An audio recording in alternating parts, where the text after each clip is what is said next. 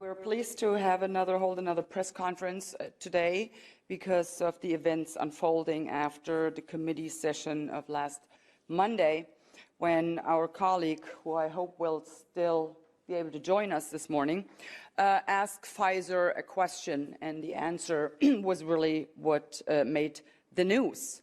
Put in a nutshell, the cat is out of the bag. It was a gigantic lie, what they told us, that these vaccines would prevent you catching this virus or would prevent transmission. Well, none of that was true, as it turns out. And based on that lie, all of the mandates, all of the lockdowns, all of the non-pharmaceutical measures as wearing masks, staying at home, curfews, all of that was based on that gigantic lie.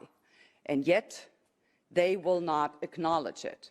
No, they just go ahead with whatever they want to do with us.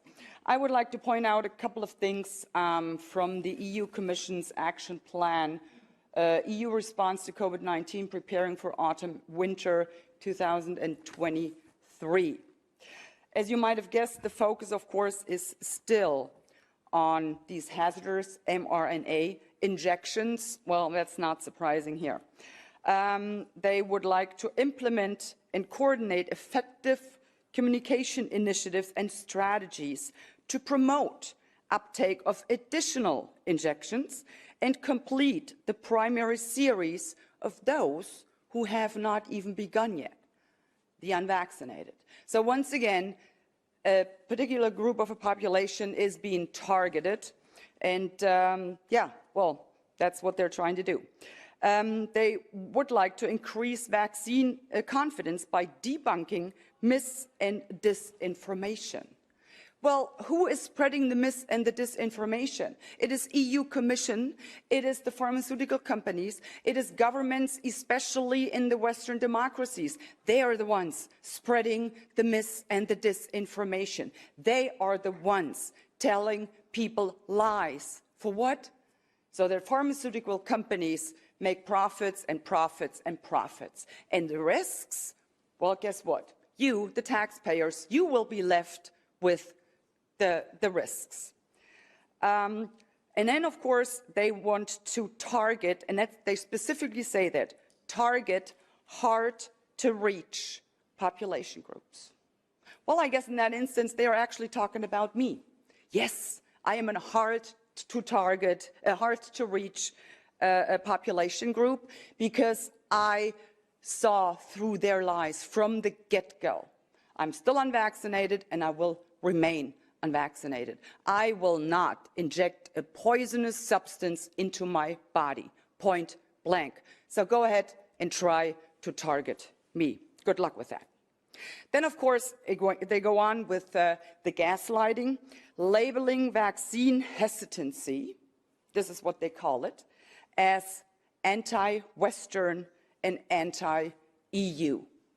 Can you believe this? So anyone who is not willing to let themselves be injected with this vaccine is anti-Western and anti-EU. No, ladies and gentlemen, let's be clear about this. If you do not want to poison your body, and it is your choice to do with your body whatever you please. Remember, my body, my choice? That's their narrative, actually. Remember that. So, if you do not want to take that vaccine, that has nothing to do with being anti-Western or anti-EU. It is pro-people. That's what it is. And it is anti-globalist elites. That's what it is. And in this action plan, they refer several times to not only COVID-19, but now they slip in influenza. So this will be the next step for their measures, whether it be vaccinations or non-pharmaceutical interventions like wearing masks or staying at home curfews. Then they will be able to do so when there is an influenza pandemic or wave. And whenever I think they could not possibly come up with yet another atrocity to inflict on people, they sure as heck prove me wrong. The EU Commission proposes now the prioritized administration of the update injection for the vulnerable groups, and then they list who these vulnerable groups are. And they start by saying people aged 60 years and older, individuals with underlying conditions. No problem there. But then they list another group. And you really need to brace yourselves for that one. The vulnerable group among those who should be given priority to take this update vaccine are pregnant women. I have never heard anything more despicable than that, because the point is this: they do not know what this vaccine does to the unborn child. They simply have no clue. And yet, now they're pushing it on pregnant people. And keep in mind, there has been a drop in birth rate. We don't know why that happened. You would expect the opposite of that. I mean, people were locked down. Remember what happened when they had a blackout in New York in the 70s? 9 months later, they were like babies left and right. But not this time. People were locked up for months in their homes. Nothing. Drop in birth rate? Interesting question. And these are the questions that we should be asking.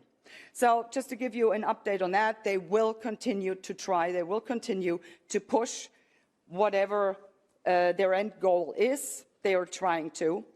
And yeah, I would just like to thank you for supporting us and for letting us know that we indeed are advocating and fighting for what you, the people, want. These globalists and their puppets are but a few people with no regard for you, for the people. We, on the other hand, are many, because we are the people. And we will continue to fight for you, for your rights, for freedom, democracy, and the rule of law. Thank you very much.